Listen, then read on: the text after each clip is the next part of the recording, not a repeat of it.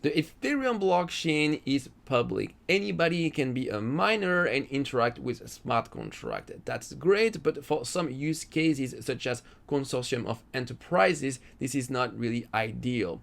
These companies are interested in the blockchain technology, but they want to keep their data private and they have a very demanding need for scalability. Well, it's possible to combine the technology of Ethereum with the need of enterprises. In this video, I'm going to show you how we can run private Ethereum network using Hyperledger Besu. Hey, I'm Julian, and on my channel EatTheBlocks, I teach blockchain development and how to find your first blockchain job. In our private Ethereum network, we will use the Ethereum virtual machine, so that means that we'll be able to reuse all the technology that we normally use for the public blockchain of Ethereum, so Solidity, Truffle, etc. However, we're not going to use the same consensus algorithm, which is proof of work on Ethereum mainnet, but instead we're going to use IBFT that belongs to a family of consensus algorithm called proof of authority. So with IBFT, we don't talk of miners, but instead we talk of validators. These are the entities that can add transactions to the blockchain, and not everybody can become a validator. Instead, you need to be pre-approved. So when we first configure our blockchain, we're going to define an initial set of a validator, and this will be in the Genesis block of the blockchain. For each block, a single validator is going to process transactions and add them to the block. And from time to time, the network is going to vote to decide who should be the next validator. This is all managed by the IBFT consensus protocol. All you have to do is provide the initial set of validators, and maybe later, once the blockchain is live, you can add or remove validators using the API of Hyperledger Besu. Alright, so let's do some coding. So this is my terminal, and we're going to create our private Ethereum network inside. So there are two prerequisites. First, you need to have installed Besu on your computer. If you don't know how to do this, check out this video. And second, you need to have either curl install or any other CLI utility that allow you to do HTTP request, like wget, for example. So next, we're gonna create a few directories. So we're gonna have 4 validators in our private network, and we need a directory for each of them. So you're gonna create this directory with mkdir and the P option to create nested directories. So node 1, and then we're gonna specify a data folder inside. Same thing for node 2, node 3, and node 4. So now you should have this folder structure. So next, you're gonna go to this URL and you're gonna scroll down, and we're gonna create a file called IBFT config file.json, and we're gonna copy everything that we see here. Here, let's create this file, touch IBFT config file.json. Okay, now I'm gonna open it in my editor. I'm gonna copy everything. So what do we have inside? So first, we have a Genesis key here with the configuration for our blockchain, so block per second. Here we specify that we want to use the IBFT consensus algorithm. Then what's the gas limit for each block? And then here in the alloc key, we define different private key to which we want to prefund some ether. So here, that's the balance in hexadecimal. So you have this private key, this one, and you can add as many private key as you want. So this is going to be useful for development. And also, if you keep scrolling down here in the blockchain key, then you will see the number of validators that you want for. So you need to have at least 4 validators for the IBFT protocol, but if you want more to make your network more resilient, then you can add increment this number here. Okay, so let's get out of here. Next, we're gonna generate the node keys and the Genesis file. So a node key is a set of public and private key, and that allow you to identify each validator. And the Genesis file will be required to start the blockchain and generate the Genesis block, which is the first block of the blockchain. So next, go back to the URL I gave you before. So that's the official doc of Besu. And now we're going to generate these node keys in Genesis file. So here you have this command, Besu operator generate blockchain config. So you specify the location of the config file we just created, and then it's going to generate a bunch of configuration in the to directory here in the network files. So let's copy this and back to our terminal. Let's paste this. All right, so let's see what we have inside network file. So we have genesis.json, so that will be used to start our blockchain, and then we'll have the different public private key pair for our 4 nodes.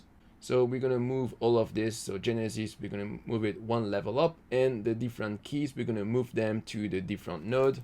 First, let's move the network, the Genesis file. Then let's move the private keys. So here you just pick the first address here, and you move key pub in node 1 data. Same thing for the key file. Then you do the same thing for the second address, so 0xBEC here. So now if you check your directory, so you should see this, the Genesis file at the root, and in each node directory you have the data subfolder with the key and key pub. So now we'll be able to start our Besu node. So let's go back to the doc of Besu and let's scroll down. And here is section 6, start first node as boot node. So here we will copy this command to start our first node. So I'll see with you. So I'll go over the different options. So first we specify where we will put the data of the blockchain. So because we will run each of these commands in the different folder of the different nodes, then this will be different directories so that each node will have their own storage for the blockchain. So for this demonstration, I do everything from my machine, but in a real life situation, actually these commands will be run from different computers. Then you specify the Genesis file that we created just before. RPC HTTP enabled, so that's to enable the API of Ethereum. Then you need to specify which API you want to enable. And here what's important to note is that we specify the IBFT consensus protocol. If you don't specify this, Besu is going to assume that you want the proof of work consensus algorithm of Ethereum. Then host list, so that means we accept connection from every host. So that's good for development, but not for production. Then RPC HTTP calls origin all. So this also accept connection from everywhere. So we're gonna copy this. Then go back to our terminal, go to node 1, and we're gonna paste the command. And let's press enter. It's gonna start our node. Okay. Actually, I'm going to create other terminal because we're gonna have 4 nodes total. Then we're gonna go to node 2, then go back to the doc. Let's scroll down. So node 2, the command will be very similar. Also, it has its own blockchain data, Genesis file. But here we're gonna copy paste a reference to the boot node. So the boot node is the node that we started just before. And that's a special node in the network because when a new validator will connect to the network, it needs to know what are the IPs of the other nodes of the network. And for that, it's going to contact a special node that is called the boot nodes, and I can provide this information. And then we specify the port for peer-to-peer. So that's for the exchanges with other nodes. We enable the Ethereum API. Again, we specify the IBFT protocol. And for the Ethereum API, we specify a specific port so that it doesn't conflict with the port that is used by the previous node. And so each node will have a different port here. Okay, so let's copy this. Let's paste it. And we're gonna replace here in the address here in the boot nodes, here we need to specify the address, the boot node address of the first node. So let's scroll up and we will see this information. Okay, so here we can see enode URL. So you copy this, copy the whole thing. Okay, then let's go back to the other terminal. Let's paste this. Right, let's press enter. Okay, so now we have our second node. So then let's go to the directory of the third node. Let's go back to the doc. Then we can see the command for the third node. So we'll see that this is the same option as for node 2. We'll have also to specify the boot nodes here. And here we notice that the port for the API of Ethereum is different. So let's copy this, paste this, and again, we're gonna change this boot node here, URL. Okay, and let's create another terminal. Let's go to node 4. Let's go back to the doc. Scroll down. Here we copy the command for the node 4. We paste this. And again, we're going to specify the enode URL. Alright, let's run the false node. So now I'm going to create another terminal. Let's go back to the doc and we're going to confirm that the private network is working. So let's copy paste here these commands. So basically, we're going to hit the JSON RPC API of Ethereum and we're going to ask how many peer do they see. All right, so let's do this.